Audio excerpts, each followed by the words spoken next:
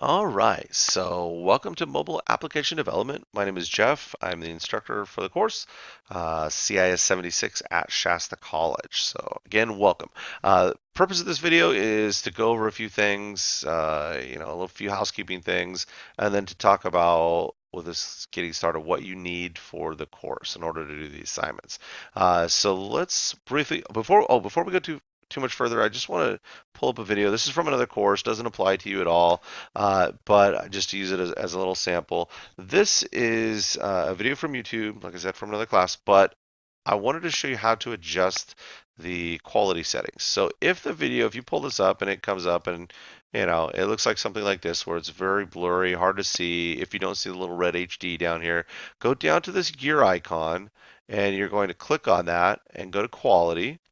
And when you click on quality, you want to pick the highest setting possible. So 1080p, all my videos are recorded in 1080p so that hopefully it cleans them up a little bit, looks a little bit better. So this is very small. I'll try not to have anything this small as we're going through, but at least you can read it now. All right. So there'll be some videos that are only 720p as the max from another instructor from University of San Francisco that will be using some of his materials that they developed at Google. So you'll see those later on too. But if it maxes out at 720, at least make sure it says 720 on there.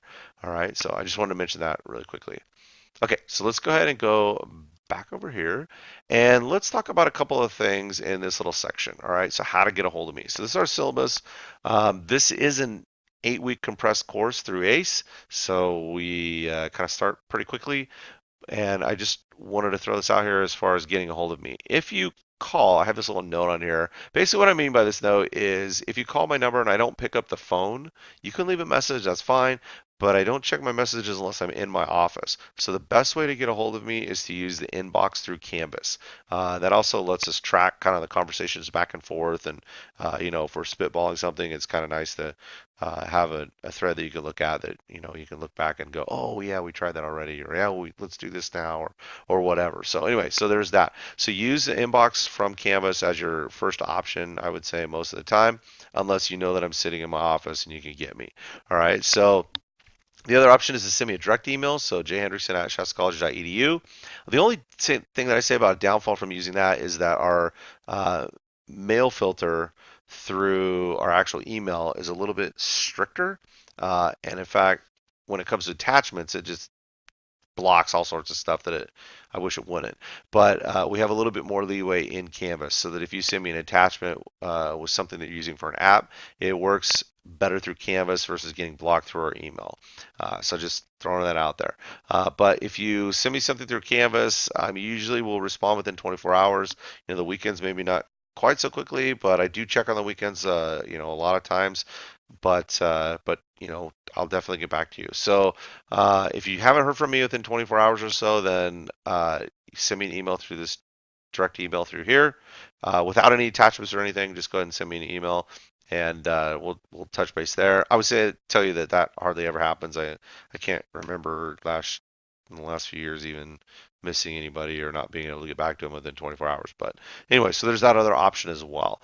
My office, if you want to catch me on campus, I'm on campus a lot, but I'm on a lot of different committees and out and about. But 2 days that you'll catch me for sure. Monday and Wednesday in the morning from 7 to 9:30. I like to be there early, unless you're in fire tech or AOJ or something like that where you're doing training in the morning.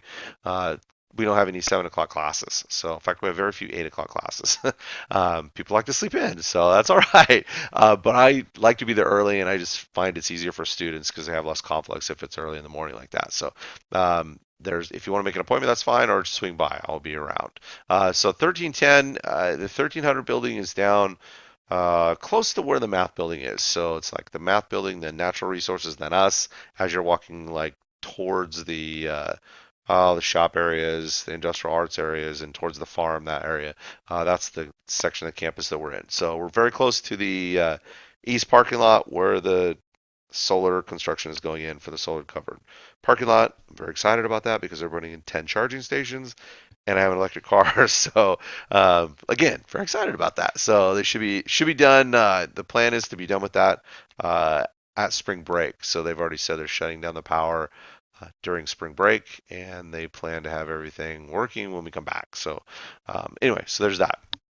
I just want to mention very quickly, we're not going to go through the whole thing, but very quickly, looking at this advisory. So CIS2 with a grade of C or higher. So that is our introduction to computer science course. It's, it's actually a lot. There's a lot in that course. It's a 4-unit class. There's a lot in there, and it turns into a Python programming class. You know, towards the end, and so anyway, so we have a lot in there. If you've not taken that class, this is just an advisory. If you've not taken this course, don't worry about it. We're assuming you're in this class that you've never done any software development, so don't worry about that too much.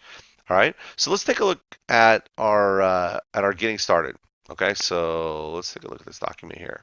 So what you're going to need for sure is a Gmail account. So that's a pretty easy one. Most people already have one. If you don't, go to gmail.com, sign up for a free account. We are using something developed by Google with MIT, and so we definitely have to use a Gmail account. And it's nice to use a Gmail account. So it's cloud-based and all that stuff. So it's really, really nice. You're going to need a computer to develop your apps. So it doesn't have to be anything fancy. Like I said, it's cloud-based. So the piece that we're using is called App Inventor, and we're going to be doing this, doing all our developing on the cloud. We can export files and import files and do all that kind of stuff too, but you don't have to have any kind of powerhouse computer for this. It's really easy. So Windows-based is better, but a Mac will work. I know at least 2 people have Macs, and that's fine. You just can't do everything that you can do with a Windows PC. So we're getting there, but not yet. All right. So there's that. You are going to need an Android tablet. Now this can be almost any tablet. I don't know. I'm trying to think. I have an Android tablet that's a remote control for my TV, and that actually works for this course. It's a little bit small, but it will work for it as well. So it's not really that big a deal. You're going to use a tablet. You're going to install apps on it. You're going to test them. You're going to play with them. Do all sorts of stuff. You can use a Mac for developing, writing the code, basically. But the course is for creating Android apps, so you can't use an iPad, and that's an Apple thing. I know that the MIT crew is working with Apple. Last summer when I was at MIT finishing up a program, they showed us, and we got to see it, that the App Inventor will develop something, and then you can develop your app, and then you can export it for use to Android or for the Apple platform and install it on an iPad. But the problem is that Apple requires a developer license. They have to buy, and they have to approve all the apps. So it's locked down basically. But they are working with them, and probably about the time this class is over, I think they're going to have a deal in place, and Apple's going to have an education platform for us to be able to play with. But not yet. So anyway, so we'll have some workarounds if you have Mac, but you definitely need an Android tablet in order to use the apps. So that's basically it. In the next little section, I'll do a little thing I put on here. I'm opening video. This video we're watching right now. Show you a few that I kind of like, so I'll pull some up. But anyway, so you've got that. Once you have your Android tablet, you're going to install this app, MIT AI for App Inventor, to companion app, and from the Google Play Store, this is the link right here, the direct link getting right to it. Okay, so let's take a look. In fact, this is it right here. So here we go with MIT AI 2 companion. This is what the app looks like. There's not much for the app. It will literally just looks like this, and then you scan. You can scan the QR code and do a few things, but there's not much to it. It's pretty simple. It's a short install, and it works great for what we're trying to do. Let's take a look here. I want to pause this real quick. Okay, so before I show you the tablets that I recommend for these, you can use an Android phone too. I forgot to include that. So you can definitely, if you have an Android-based phone, your phone will work fine for it. So you've got that going for you. Let me go ahead and roll over here, and let's take a look at some of these choices. Now this is one. This is a pretty nice tablet. It's but it's expensive. So this is has a 10-inch display. I really like the Samsung uh, tablets when as long as they're an Android based. But that's pretty pricey. So you can do a little bit better over at Best Buy, but Costco does have a nice return policy. So if something was wrong or didn't work out, I think you've got a couple of months to take it back. So I just I don't know, check it out, make sure on that. But they usually, or they may have some on coupon. I think the smaller one was on a coupon last month, but check those out. A tablet that's pretty affordable. Of course, this was on sale last month, and it's not right now. But you might ask them about it. They might have a student discount. This little Samsung Tab A. This is the 7-inch tablet. So if you need to get one, this is a good tablet. I know I've used this one, and I've had students use this one. They also have this one that's a $99 stock price. So the Tab E, which is also a 7-inch tablet. So this particular one, I haven't seen anybody use the E yet, but I just looking at the specifications of it, I don't see any reason why I wouldn't. But if you're shopping for a tablet, make sure that it's Android based. So you might ask if you roll into Best Buy, or I don't know who else carries them locally. Maybe Walmart or Target even might have some, I guess. But it needs to be something Android based. Again, I like the Samsung products. I've seen less problems with them, but that's completely up to you as far as that goes. All right. I also wanted to show you the book for the course. So you don't have to buy this, but I just wanted to show you on Amazon what it looks like, just in case you're someone that, hey, I'd like to have a printed book. I ordered it. In fact, thanks Amazon for pointing that out, I guess. But if you would like to get one, you can get it through Amazon.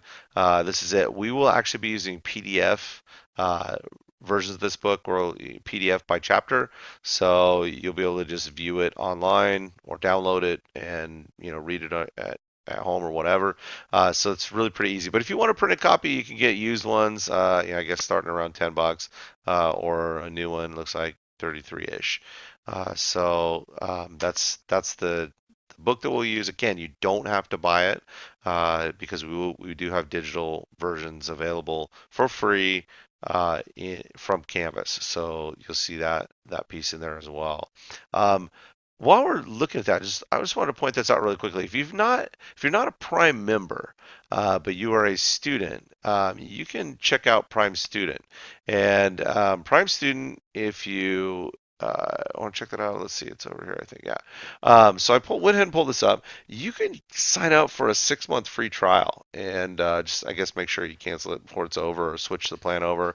You can see what it does here. So it goes 6 months for free, and then it switches over to this if you do the monthly one, or you can switch over to this, which is a lot less per month and save a little bit of money, right? If you signed up for a regular annual pass. But they are doing this little 6-month trial for free. So if you have books or whatever that you're buying from Amazon, you can at least get this and get the 2-day shipping for free. And thanks for this semester if you haven't already done it. So anyway, I just wanted to mention that with the little Prime Student, because that's something I hadn't seen until this Christmas break. I was like, oh, that's kind of cool. All right, so let me go ahead and go back over here and just to take a look one more time at this stuff. So those are the things that you're taking a look at. You're going to need, again, if you don't have an Android phone, you're going to need an Android tablet. That should be your only cost for the course, unless you wanted to print a copy of the book for some reason, although you don't need it. But that's really about it. And that's kind of like get on that right away because we need to get started. So I'm not going to include anything else. This video has gotten a little bit lengthy, so we're about 14 minutes. So I want to make sure I cut that off. I try not to go too long on the video. So this is a long one for me. So don't worry, the rest of them won't be this long. But we had a lot of stuff to cover. Number 3, definitely the most important piece in here as far as making sure you have either an Android phone or an Android tablet to be able to do the assignments for the course. And if you have any questions, let me know. I'll post kind of the next steps. I didn't want to overload with you a bunch of stuff other than this is a big piece, but I'll have a few other things as we go a couple days, and I'll throw some more stuff up there for us to get started so that you can actually start developing the apps. All right, so get get these things done, and hopefully, you've got an Android tablet sitting around, or you know someone and you can borrow theirs for, 8 weeks and say, hey, I'll give it back to you at the end. Or maybe you get one at Best Buy or Costco or wherever, and you find that, hey, I really like this thing. Um, I guess that's it for now. So thanks, and I hope you enjoy the course. Have some fun with it along the way, and let me know if you have any questions for now. Thanks.